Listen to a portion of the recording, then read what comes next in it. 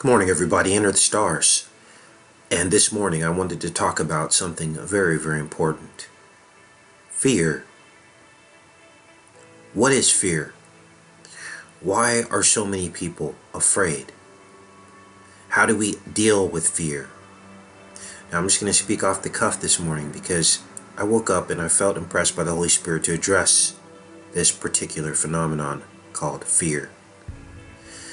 Now, I've dealt with fear many, many times in my life, especially early on in my childhood. And it was fear that led me to search for the truth. As a child, I suffered from a condition called night terrors, going back all the way to my preteen years. I was just a child, and I couldn't understand why I was having to suffer through this horror. Now, different things can trigger this kind of feeling of dread, fear of the dark. Many of our children are suffering from this. But then we see others who simply don't have to deal with this phenomenon of fear, who aren't afraid of the dark, who can watch the scariest movie and never be afraid. Prime example would be my son and daughter. My daughter was never afraid of the dark from a very young age. But then my son more had my disposition, where he was afraid of the dark and the things in the shadows. Now I'm here to tell you that fear is something that you don't have to deal with for your entire life. It's part of the process of coming into this world, and I believe it has roots in what happens when we manifest out of the spiritual realm through birth into this world of sin. I think there's a trigger, and we know that we're not home. We know that we are in the wrong place. We know that we are on the serpent's playground. And some of us are more intuitive to that. And it manifests as fear, as wanting to go home, so to speak. And others of us are maybe more callous to it. Now, I haven't gotten to the bottom of this, but I believe it has something to do with bloodlines. Because how could a child at my age, and many other children out there, suffer so terribly from these night terrors when we hadn't done anything wrong because we were children? We didn't have a chance to get to know God yet. And that's when my search began, because I said, this must be something inside of me. This must be something in my blood. This must be something in part of who I am. Part of some type of curse or something. And I want to get to the bottom of it, and I don't want to be damned to hell. I want to understand what is going on. And that's why I wanted to talk to you guys this morning, because there is hope. The hope is in the search for truth. And at that moment, did I begin to want to know why. And I began to seek answers. All of the fear fell away. All of the fear fell away. And I began to visualize how God is helping me to fight the fear. And I want to share some of that visualization with you. For those of you that don't know what night terrors are, it's a phenomenon where in the middle of the night you simply freeze, usually during some kind of a dream.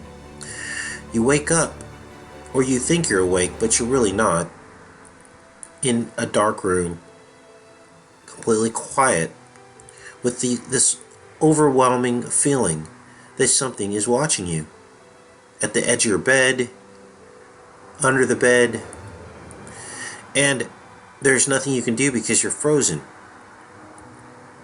This went on for many years. And as a child, there was nothing I could do about it except pray. And I remember praying out to God, God's name. And it just didn't help. And I felt like it had control over me. And that's what this is about, you guys. Not letting fear control you.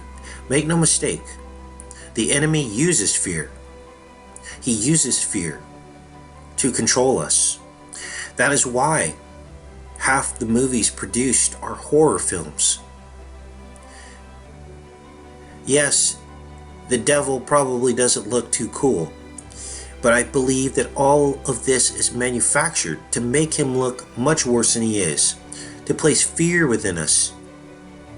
And we can't let him win, because we have the Most High on our side. And when you begin to feel fear, I want you to visualize for a minute who is at your back. The Most High, with millions and trillions and countless numbers of angels. And all you have to do is believe. All you have to do is believe that God has already beaten the enemy. All you have to do is believe that your soul is accounted for no matter what happens to the flesh. All you have to believe is that God already has all this worked out. And when you believe that with confidence,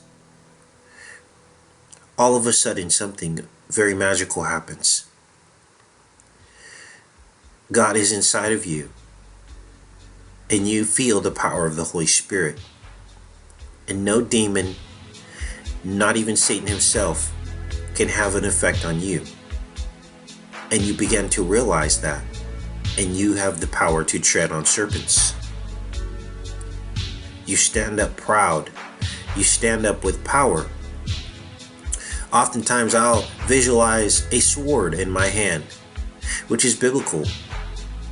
I'll visualize a sword of light, that I'm slicing through the serpents, slicing through the fear when it starts to try to get a hold of me again.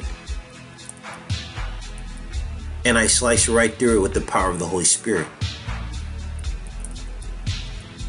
I fear not death. I fear not pain. I fear nothing.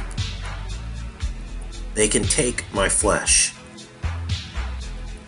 And then you begin to realize that they have no power over you when you have the Most High behind you. And that's what I wanted to leave you guys with today. Some encouragement. Don't worry about the future. Don't worry about what you're going to eat. Don't worry about how you're going to protect your children. God will make a way. And yes, there is a lot of evil things that happen in this world. But God has already conquered it. All you have to do is believe, and the fear will fall away. Take care and be safe, you guys.